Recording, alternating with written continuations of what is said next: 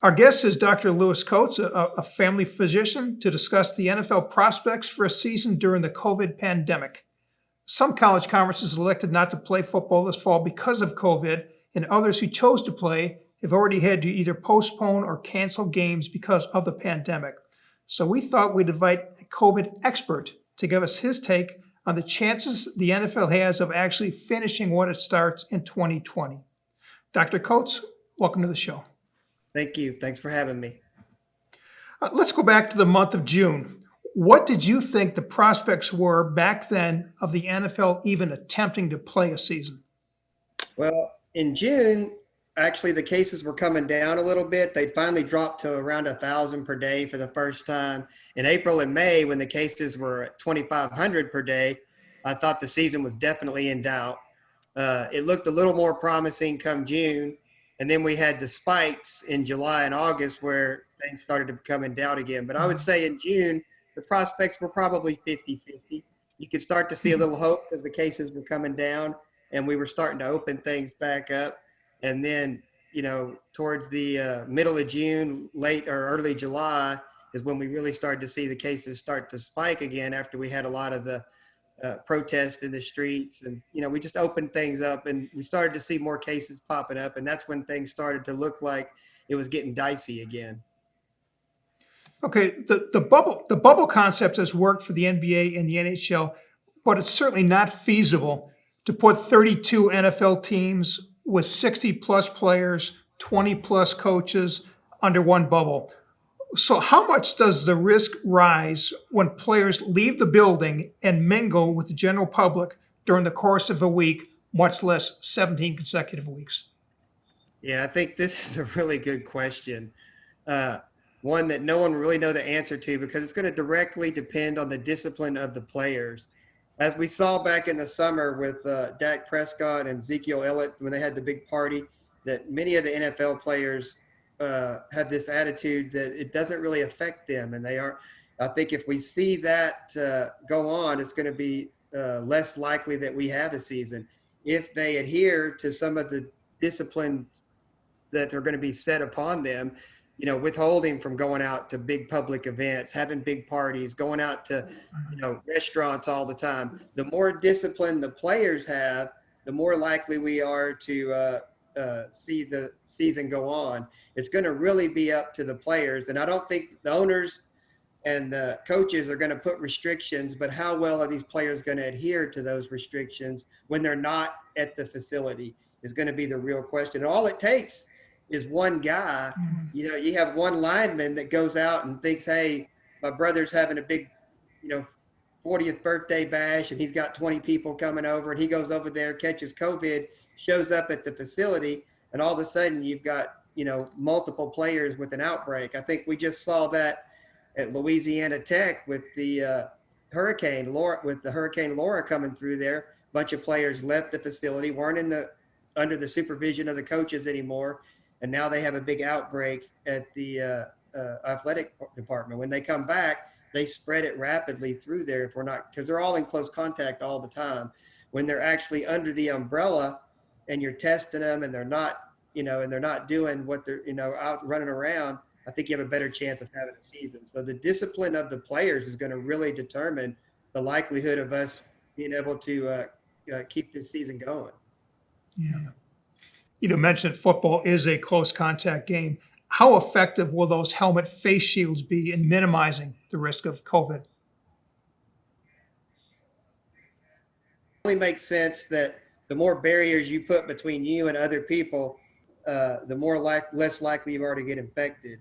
And we use them in hospitals a lot. Most ICUs and ERs now, a lot of people that work in those facilities have face shields.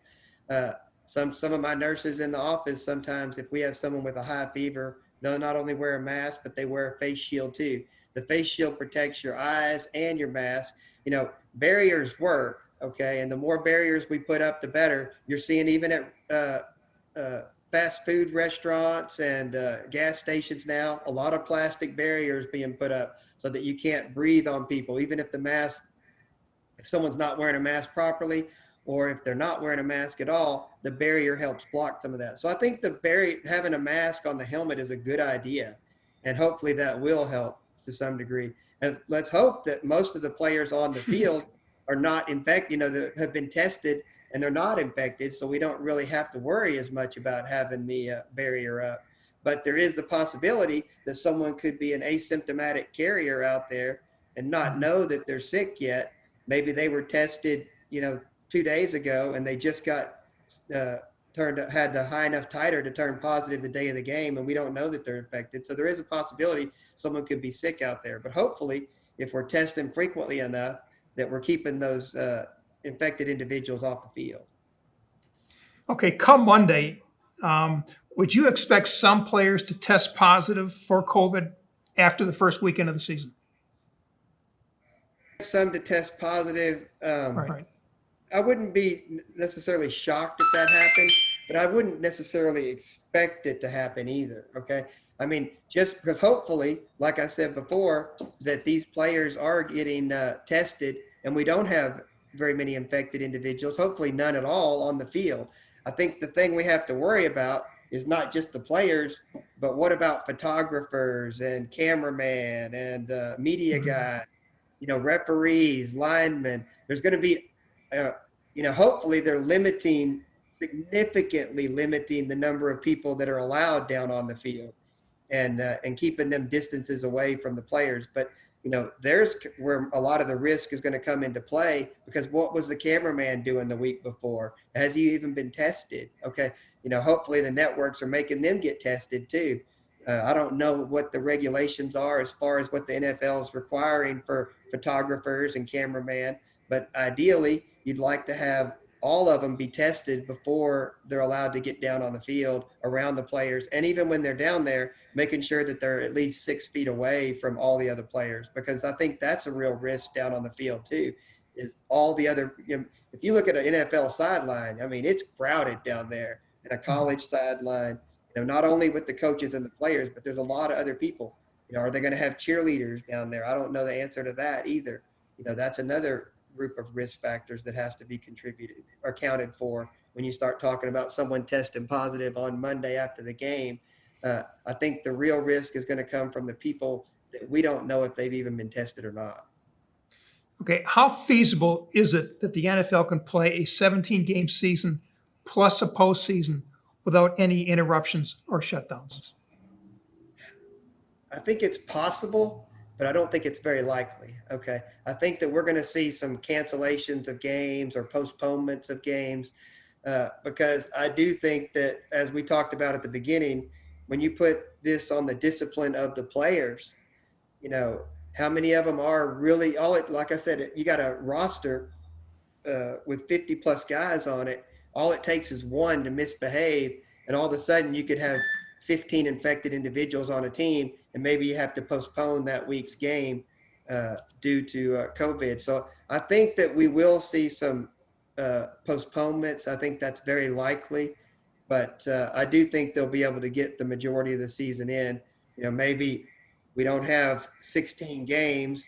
We have the off week in there. Maybe we have to use it as a makeup week. Maybe we only get 14 games in. I think we'll find out a lot in the first month of the NFL and college season. Okay. If things go really, really well in the first month of the NFL and the college season, then we can anticipate that this will probably go well. If things go bad real quick, then we can anticipate that these players are not being very disciplined. I think it's easier to control the college players because the coaches have a little more authority over them. They're a little more, I think that NFL players don't have as much fear of the NFL coach as a college player does of the college coach. If he threatens them that, hey, I'm going to bench you or I'm going to do this, then they're a little more scared about going out and doing something. The NFL player, particularly if he's a star, what are they going to do? They're not going to bench me. I'm the starting quarterback or I'm the starting receiver. Unless he tests positive, they know that the odds of them being disciplined are probably pretty small.